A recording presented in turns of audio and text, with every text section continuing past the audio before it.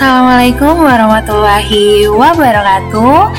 Kembali lagi di channel Bu Guru Fisika. Kali ini kita akan belajar tentang medan magnetik untuk fisika SMA kelas 12. Baik, sebelum kita masuk ke teori, Miss akan menjelaskan tentang penerapan medan magnet dalam bidang teknologi. Salah satunya adalah kereta maglev. Kereta maglev ini sudah ada di beberapa negara, diantaranya ada di Jepang, Thailand, dan negara lainnya. Kereta maglev adalah jenis kereta api yang mengambang secara magnetik. Prinsip kerja dari kereta ini adalah memanfaatkan gaya magnet untuk mengangkat kereta sehingga bisa mengambang. Tahukah kalian, kecepatan kereta maglev ini mencapai 600 km per jam. Jika dilihat dari jaraknya, bisa mencapai dari Jakarta sampai ke Jogja. Jadi ditempuh dalam waktu 1 jam.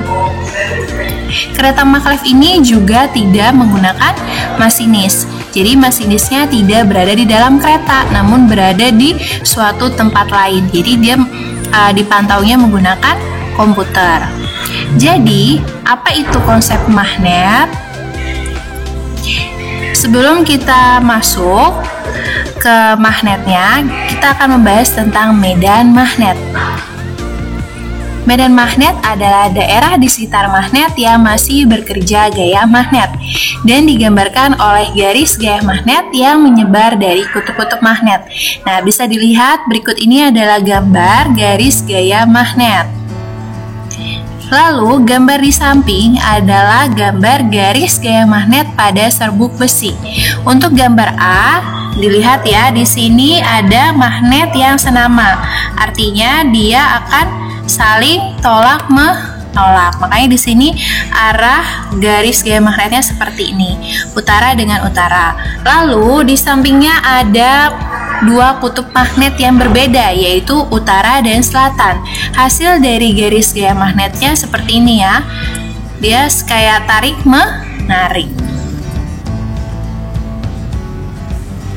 Setelah kita tahu medan magnet, kita akan belajar tentang percobaan Ørsted.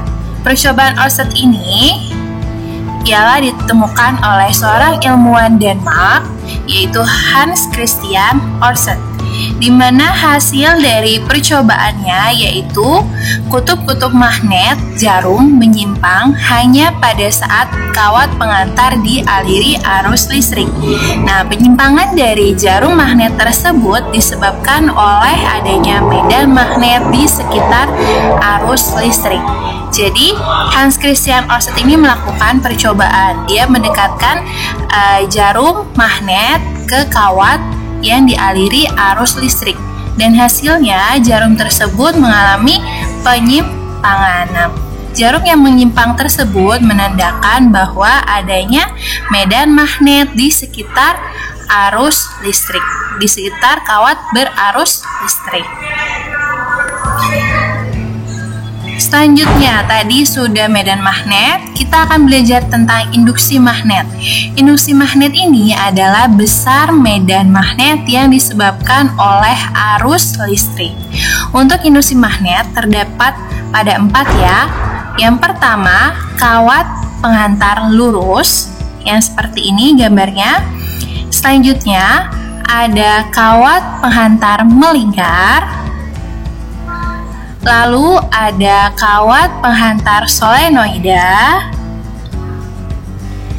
Dan yang keempat adalah kawat penghantar toroida. Jadi bisa dilihat ya, sebenarnya ini sama aja, lurus dan melingkar.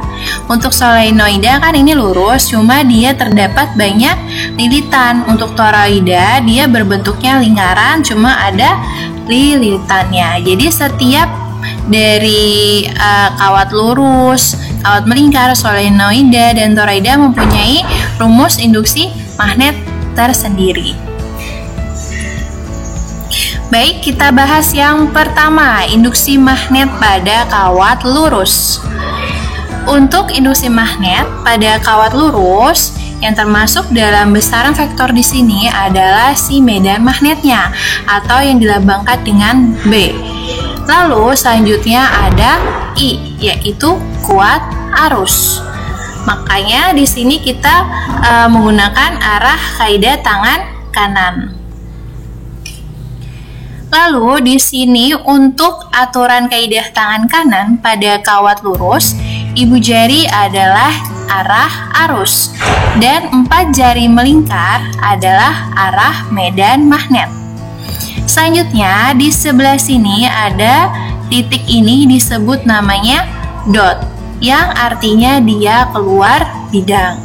Lalu tanda X sebelah sini adalah tanda masuk bidang. Jadi di sini ada perjanjian tanda ya, untuk memudahkan. Dot adalah keluar bidang dan cross di sini atau silang ini adalah masuk ke bidang. Lalu di sini ada A. A itu apa sih? A di sini adalah jarak dari titik ke penghantarnya. Penghantarnya di sini adalah kawat lurus.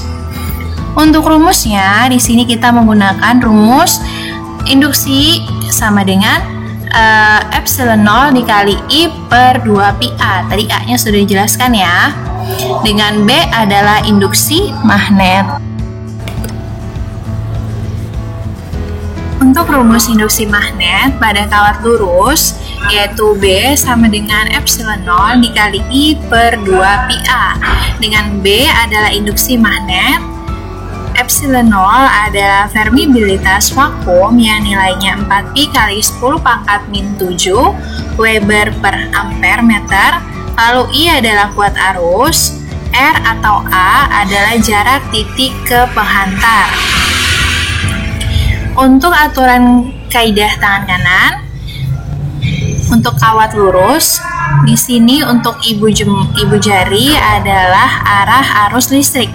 Lalu keempat jari yang lainnya di sini adalah arah medan magnetnya.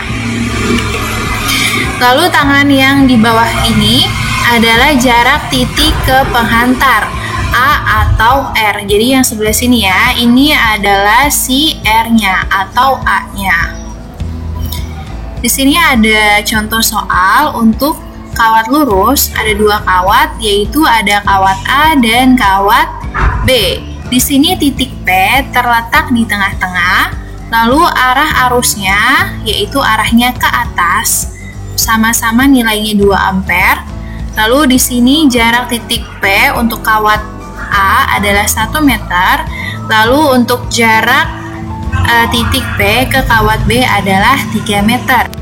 Untuk menentukan arah medan magnet menggunakan kaidah tangan kanan, tadi arah arusnya ke atas ya, berarti arah ibu jari kita juga ke atas. Kalau misalnya arahnya ke bawah, berarti arah ibu jari kita juga arahnya ke bawah. Lalu di sini tadi titik P-nya ada di sini ya. Lalu di sini adalah kawat A. Maka posisi tangan kita pertama jempolnya dulu ke arah atas, lalu keempat jari kita ini mengikuti arah si P-nya. Karena P ini ada di posisi sebelah kanan, ingat bahwa ini adalah tadi jarak titik A ke penghantar. Jadi ini kan ibaratnya penghantar nih, yang Miss kasih garis sini adalah penghantar. Nah ini adalah si titik P-nya, makanya posisi tangan kita yang ini arahnya ke sebelah kanan. Lalu perhatikan arah keempat jari. Arah keempat jari ini arahnya adalah masuk ke bidang kertas. Maka arah medan magnet pada kawat A ke titik P adalah masuk ke bidang. Selanjutnya kita perhatikan lagi untuk arah medan magnet pada kawat B. Dilihat di sini titik P-nya berada di sebelah kiri ya, makanya di sini posisi tangan kita seperti ini. Lihat lagi jarak dari tangan kita ya. Di sini kan kawat B-nya. Lalu di sini adalah titik P-nya, maka arah tangan kanan kita seperti ini karena jaraknya kan ada di sebelah kiri.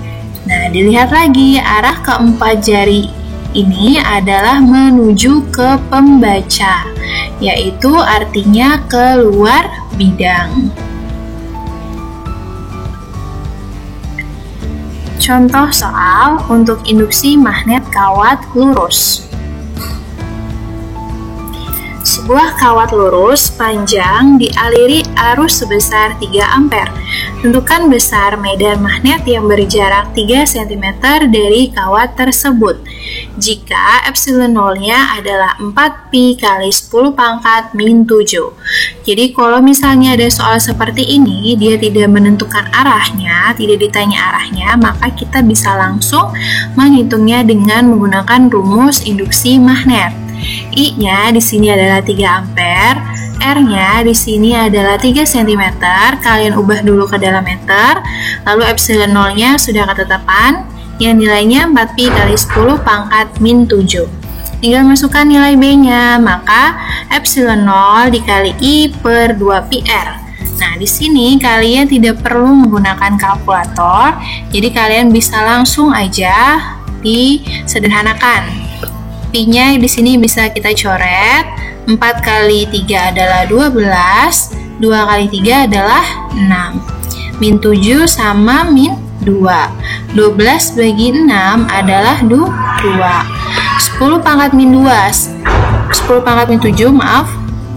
Lalu bawahnya 10 pangkat min 2 pindah ke atas jadi 10 pangkat 2. Min 7 dikurang pangkat 2, hasilnya adalah min 5. Weber per meter kuadrat atau Tesla. Tadi kawat lurus, sekarang adalah pada penghantar melingkar. Nah, untuk kawat melingkar ini, arah kaidah tangan kanannya berkebalikan dengan kawat lurus. Kalau tadi kawat lurus, arah ibu jari adalah arus listrik, arah keempat jari medan magnet. Namun pada penghantar melingkar berkebalikannya, arah ibu jari adalah medan magnet dan keempat jari yang lainnya adalah arah arus. Jadi bisa dilihat nih ya. Di sini B-nya itu adalah arah medan magnetnya. Yang melingkar di sini adalah arah arusnya. Jadi sesuai kaidah tangan kanan. Medan magnet di pusat lingkaran itu bisa dirumuskan B sama dengan N kali epsilon 0 dikali I per 2R. Ya, B itu tadi sudah tahu ya sebelumnya, I juga sudah tahu, R juga bisa dibaca, R itu adalah jari-jari lingkarannya. Untuk N di sini adalah banyaknya lilitan. Contoh soal untuk induksi magnet pada kawat melingkar.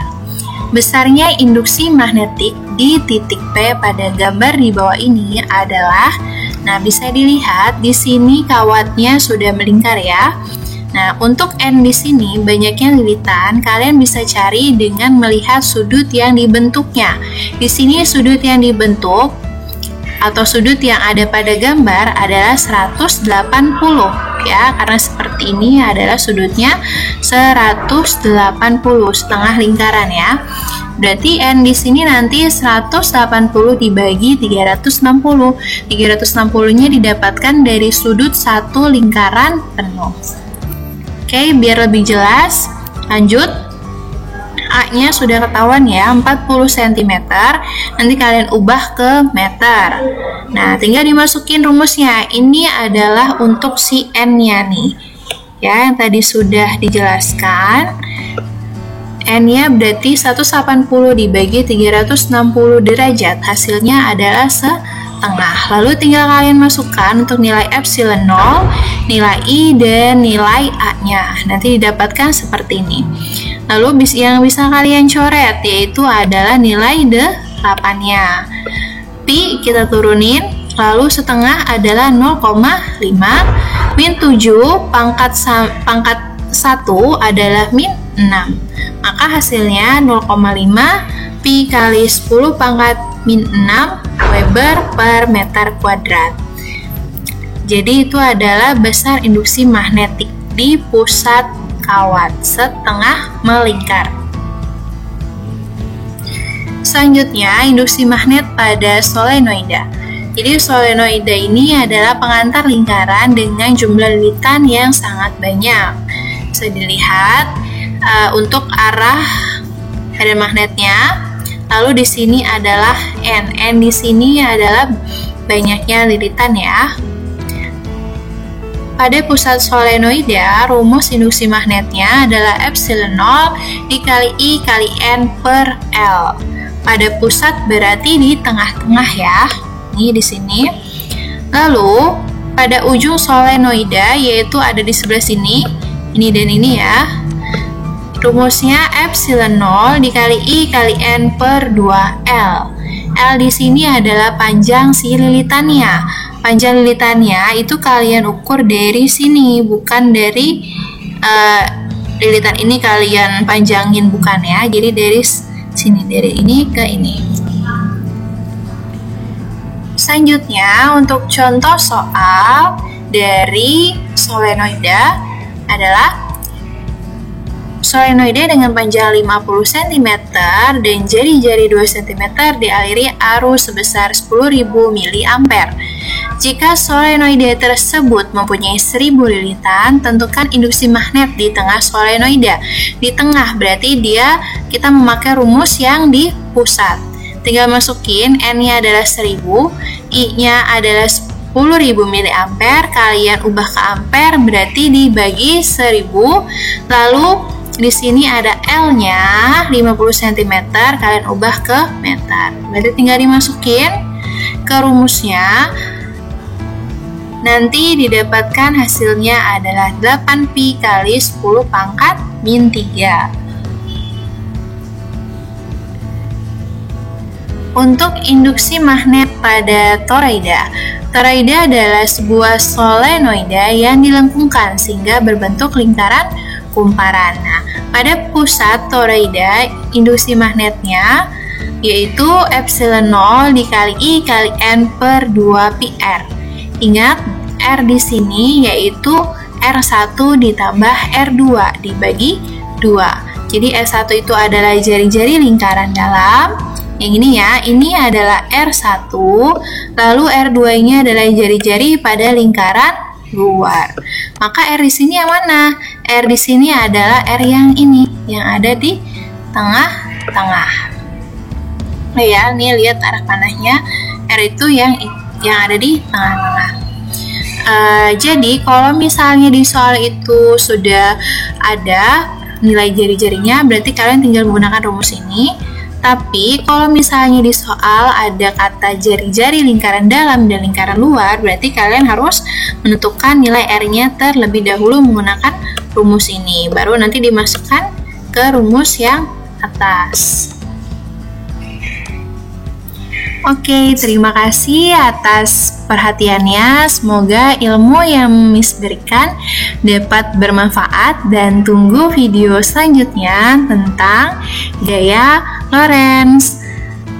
Wassalamualaikum warahmatullahi wabarakatuh.